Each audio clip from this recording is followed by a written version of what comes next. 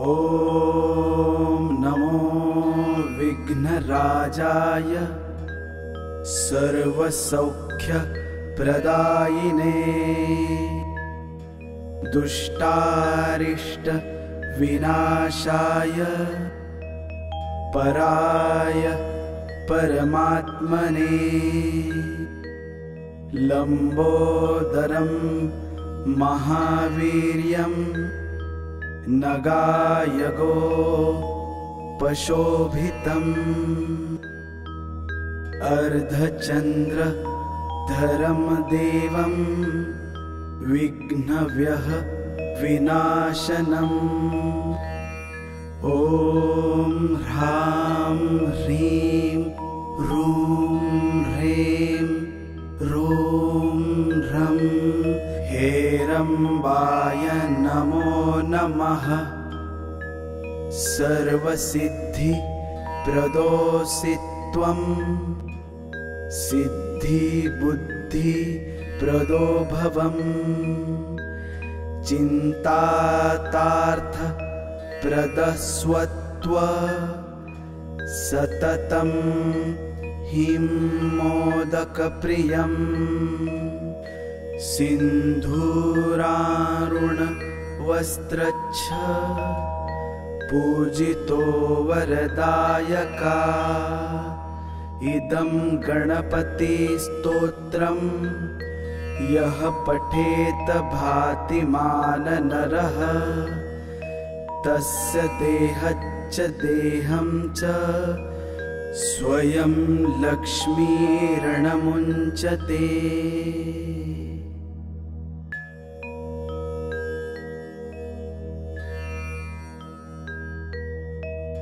ॐ नमो विघ्नराजाय सर्वसौख्यप्रदायिने दुष्टारिष्ट विनाशाय पराय परमात्मने लंबोदरं महावीर्यं नगायगो पशोभितम् अर्धचन्द्रधरं देवं विघ्नव्यः विनाशनम् ॐ ह्रां ह्रीं ह्रूं ह्रें ह्रूं ह्रं हेरम्बाय नमो नमः। सर्वसिद्धिप्रदोऽसि त्वं सिद्धिबुद्धिप्रदो भवम् चिन्तातार्थप्रदस्वत्व सततं हिं मोदकप्रियं सिन्धूरारुणवस्त्रच्छ पूजितो वरदायका इदं गणपतिस्तोत्रम् यः पठेत भातिमाननरः तस्य देहच्च देहं च स्वयं लक्ष्मीर्णमुञ्चते।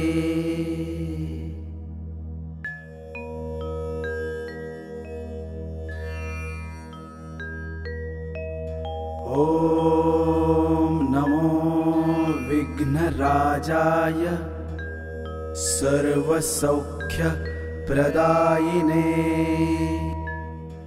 दुष्टारिष्ट विनाशाय पराय परमात्मने लंबोदरं महावीर्यं नगायगो पशोभितम्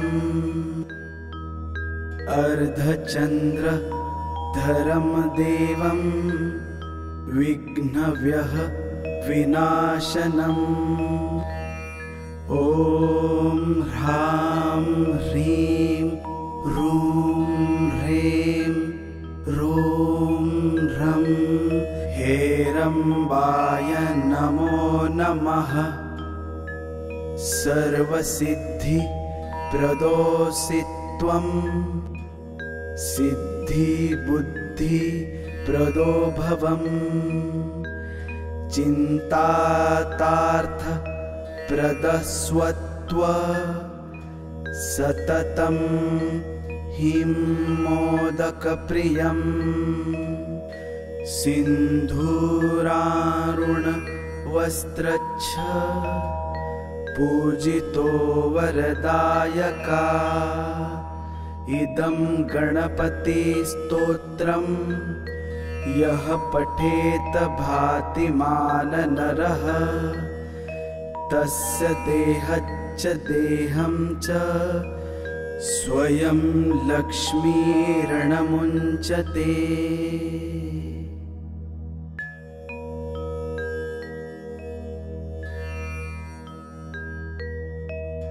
ॐ नमो विघ्नराजाय सर्वसौख्यप्रदायिने। दुष्टारिष्टविनाशाय पराय परमात्मने। लम्बोदरं महावीर्यं नगायगो पशोभितम्। अर्धचन्द्रधरं देवं विघ्नव्यः विनाशनम्। ॐ ह्रां ह्रीं ह्रूं ह्रें ह्रूं ह्रं हेरम्बाय नमो नमः।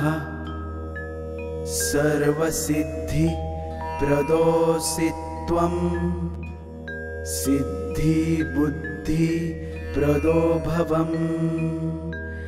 चिन्तातार्थप्रदस्वत्व सततं हिं मोदकप्रियम्। सिन्धूरारुणवस्त्रच्छ पूजितो वरदायका। इदं गणपतिस्तोत्रं यः पठेत भातिमान नरः। तस्य देहच्च देहं च स्वयं लक्ष्मीर्णमुञ्चते।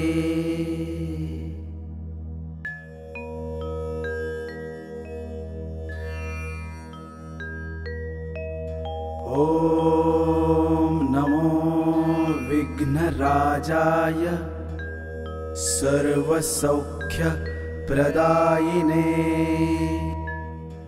दुष्टारिष्टविनाशाय पराय परमात्मने। लम्बोदरं महावीर्यं नगायगो पशोभितम्। अर्धचन्द्रधरं देवं विघ्नव्यः विनाशनम्। ॐ ह्रां ह्रीं ह्रूं ह्रें ह्रूं ह्रं हेरम्बाय नमो नमः। सर्वसिद्धिप्रदोऽसि त्वं सिद्धिबुद्धिप्रदो भवम्। चिन्तातार्थप्रदस्वत्व सततं हिं मोदकप्रियम्। सिन्धूरारुणवस्त्रच्छ पूजितो वरदायका। इदं गणपतिस्तोत्रं यः पठेत भातिमान नरः। तस्य देहच्च देहं च स्वयं लक्ष्मीर्णमुञ्चते।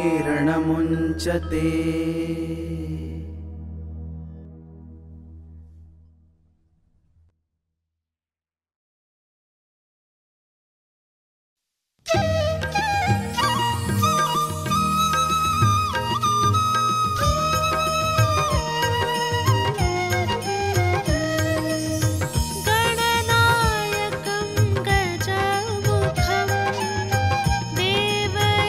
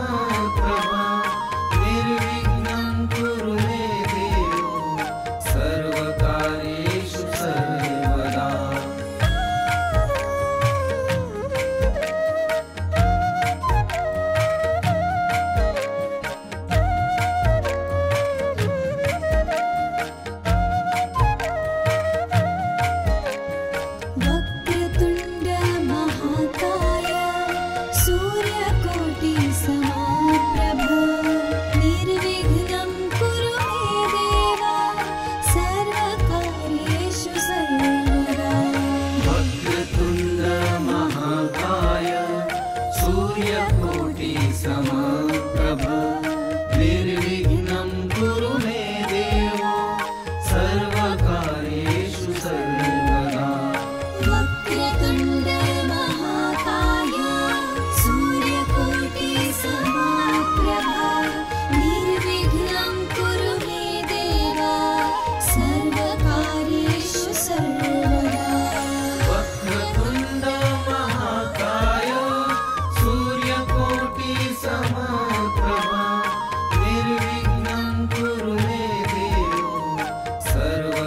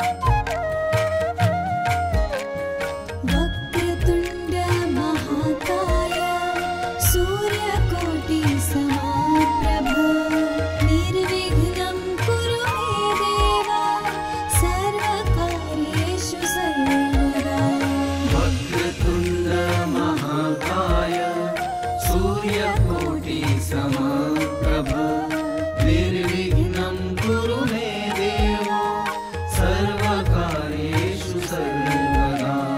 वक्रतुण्ड महाकाय सूर्यकोटि समप्रभा निर्विघ्नं कुरु मे देव सर्वकार्येषु सर्वदा। वक्रतुण्ड महाकाय सूर्यकोटि समप्रभा निर्विघ्नं कुरु मे देव सर्वकार्येषु सर्वदा।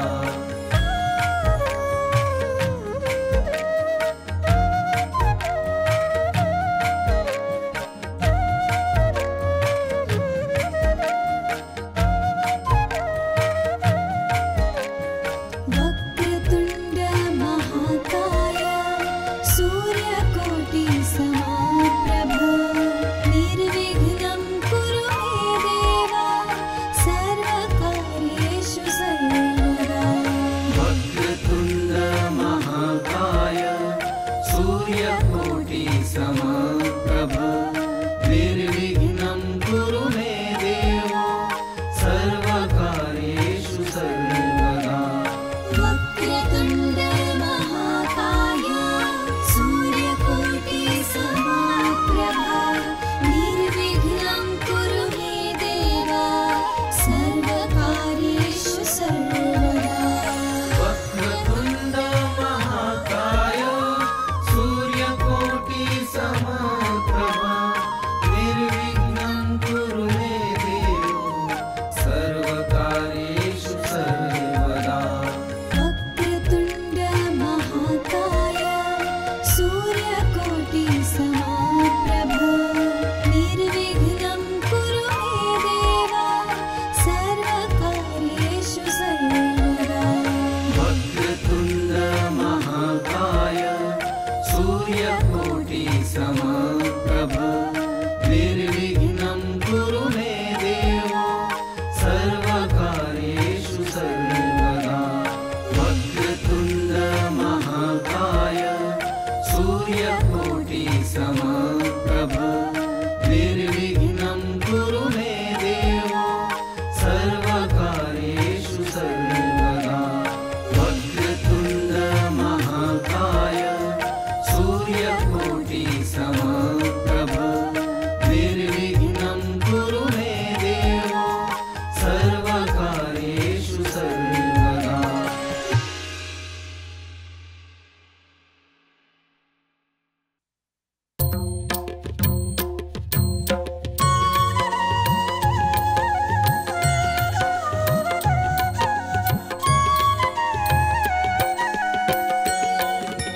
शंख बजाओ करताल बजाओ आरती करो देवा की। शंख बजाओ करताल बजाओ आरती करो देवा की। जय बोलो गणपति महाराज गौरी पुत्र गणेशा की।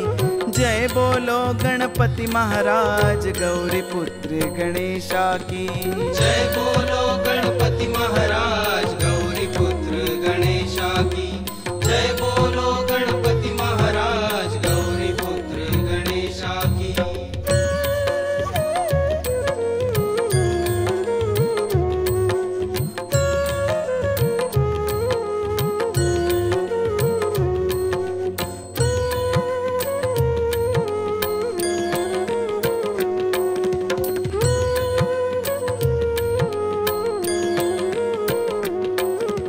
चंदन का तिलक माथे पर, पैरों में झांझर पहनाओ, वस्त्र पीतांबर पहना के बापा को सजाओ। चंदन का तिलक माथे पर, पैरों में झांझर पहनाओ, वस्त्र पीतांबर पहना के बापा को सजाओ। लड्डू बनाओ भोग चढ़ाओ, सेवा गौरी नंदन की। लड्डू बनाओ भोग चढ़ाओ, सेवा गौरी नंदन की।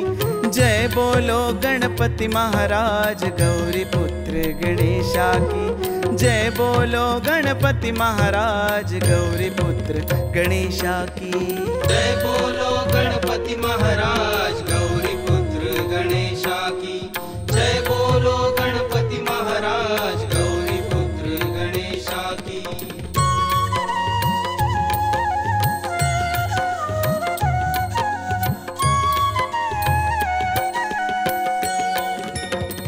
पंचार तिले हाथों में धूप दीप भी जलाओ, मोतियों की माला लेकर गले में पहनाओ। पंचार तिले हाथों में धूप दीप भी जलाओ, मोतियों की माला लेकर गले में पहनाओ। कपूर जलाओ प्रसाद चढ़ाओ, नजर उतारो देवा की। कपूर जलाओ प्रसाद चढ़ाओ, नजर उतारो देवा की। जय बोलो गणपति महाराज गौरी पुत्र गणेशा की। जय बोलो गणपति महाराज गौरी पुत्र गणेशा की। जय बोलो गणपति महाराज गौरी पुत्र गणेशा की। जय बोलो गणपति महाराज गौरी पुत्र गणेशा की।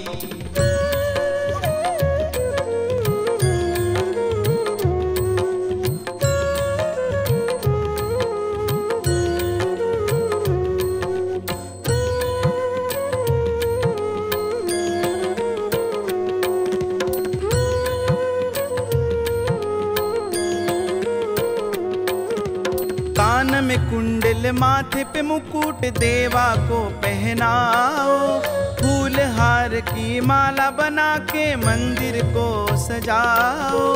कान में कुंडल माथे पे मुकुट देवा को पहनाओ, फूल हार की माला बना के मंदिर को सजाओ। आरती गाओ सबको सुनाओ कीर्ति गणपति बापा की। आरती गाओ सबको सुनाओ कीर्ति गणपति बापा की। जय बोलो गणपति महाराज गौरी पुत्र गणेशा की। जय बोलो गणपति महाराज गौरी पुत्र गणेशा की। जय बोलो गणपति महाराज गौरी पुत्र गणेशा की।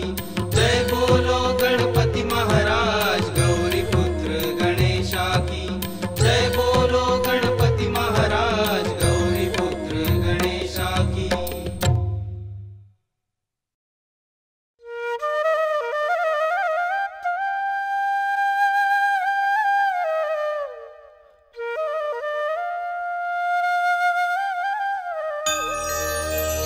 श्री गणेशाय नमः। नानारत्नविचित्रकं रमणीकं सिंहासनं कल्पितं, स्नानं जाह्नवीवारिणा गणपते पीताम्बरं गृह्यताम्। कण्ठे मौक्तिकमालिका श्रुतियुगे द्वे धारिते कुण्डले, नानारत्नविराजितो रविविभा युक्तः किरीटशिरे।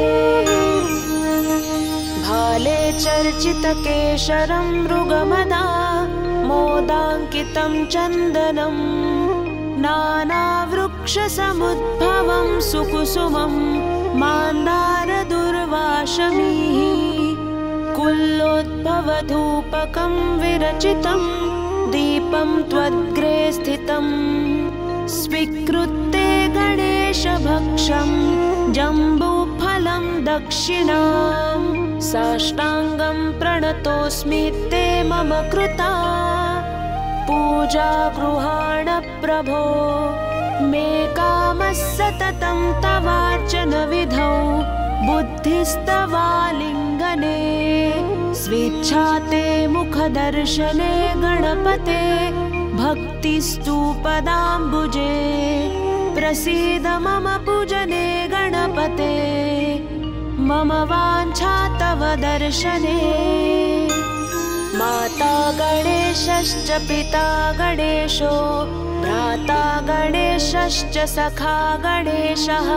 विद्या गणेशो द्रविणं गणेशः, स्वामी गणेशः शरणं गणेशः।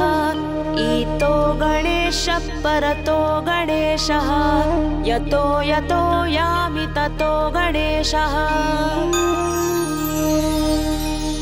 गणेशदेवादपरं न किञ्चितो, तस्मात् गणेशं शरणं प्रपद्ये।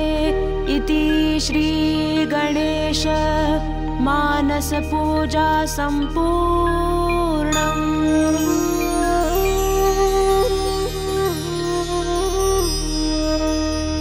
नानारत्नविचित्रकं रमणीकं सिंहासनं कल्पितं स्नानं जाह्नवीवारिणा गणपते पीताम्बरं गृह्यताम् कण्ठे मौक्तिकमालिका श्रुतियुगे द्वे धारिते कुण्डले नानारत्नविराजितो रविविभा युक्तः किरीटशिरे भाले चर्चितकेशरं मृगमदा मोदाङ्कितं चन्दनं नानावृक्षसमुद्भवं सुकुसुमं मान्दारदुर्वाशमीः कुल्लोद्भवधूपकं विरचितं दीपं त्वद्ग्रे स्थितं स्वीकृत्य गणेशभक्षं जम्बूफलं दक्षिणां साष्टाङ्गं प्रणतोऽस्मि ते मम कृता पूजा गृहाण प्रभो मे कामः सततं तवार्चनविधौ बुद्धिस्तवालिङ्गने स्वेच्छा ते मुखदर्शने गणपते भक्तिस्तु पदाम्बुजे प्रसीद मम पूजने गणपते मम वाञ्छा तव दर्शने माता गणेशश्च पिता गणेशो भ्राता गणेशश्च सखा गणेशः विद्या गणेशो द्रविणं गणेशः स्वामी गणेशः शरणं गणेशः ईतो गणेशः परतो गणेशः यतो यतो यामि ततो गणेशः गणेशदेवादपरं न किञ्चितो तस्मात् गणेशं शरणं प्रपद्ये इति श्रीगणेश मानसपूजा सम्पूर्णम्।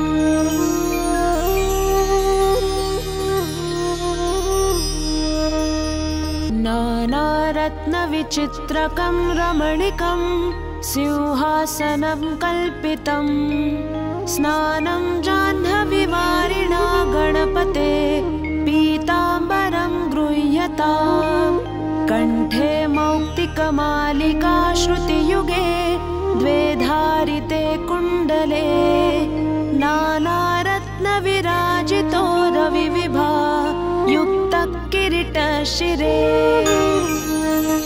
भाले चर्चितकेशरं मृगमदा मोदाङ्कितं चन्दनं नानावृक्षसमुद्भवं सुकुसुमं मान्दारदुर्वाशमीः कुल्लोद्भवधूपकं विरचितं दीपं त्वद्ग्रे स्थितं स्वीकृत्य गणेशभक्षं जम्बूफलं दक्षिणां साष्टाङ्गं प्रणतोऽस्मि ते मम कृता पूजा गृहाण प्रभो मे कामः सततं तवार्चनविधौ बुद्धिस्तवालिङ्गने स्वेच्छा ते मुखदर्शने गणपते भक्तिस्तु पदाम्बुजे प्रसीद मम पूजने गणपते मम वाञ्छा तव दर्शने माता गणेशश्च पिता गणेशो भ्राता गणेशश्च सखा गणेशः विद्या गणेशो द्रविणं गणेशः स्वामी गणेशः शरणं गणेशः ईतो गणेशः परतो गणेशः यतो यतो यामि ततो गणेशः गणेशदेवादपरं न किञ्चितो तस्मात् गणेशं शरणं प्रपद्ये इति श्रीगणेश मानसपूजा सम्पूर्णम्।